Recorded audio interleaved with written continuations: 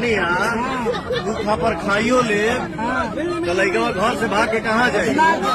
पवन सिंह अपनी मां का आशीर्वाद लेकर काराकाट लोकसभा का चुनाव में प्रवेश किया और उसके बाद काराकाट के जनता जो है पवन सिंह के ऊपर अपना प्यार और विश्वास दोनों जता रहा है। दोस्तों आप देख सकते हैं इस वीडियो में किस तरह से महिला जो है पवन सिंह को घेर चुके हैं और पवन सिंह से बात कर रहे हैं। पवन सिंह कह रहा है कि मैं आपका बेटा बनकर आया हूं और आप हमें आशीर्वाद दे, आप हमें अभी भी खोजेंगे तो हम आपके सेवा में हमेशा हाजिर रहेंगे। दोस्तों पवन सिंह एक अच्छे व्यक्ति है और एक स्वाभिमानी व्यक्ति है और यही कारण है कि पवन सिंह को काराकाट के जनता जो है इतना प्यार और आशीर्वाद दे रहा है। आपको बता दूं कि कई सारे जो है नेता है हमारे देश में जो पब्लिक से इतना अटैच नहीं हो पाते हैं, बड़े बड़े नेता खास करके, पर पवन सिंह भोजपुरी के सुपरस्टार होते हुए भी लोगों को गले लगा रहे हैं, लोगों से मिल रहे हैं, ये एक बहुत बड़ी बात हो जाती है।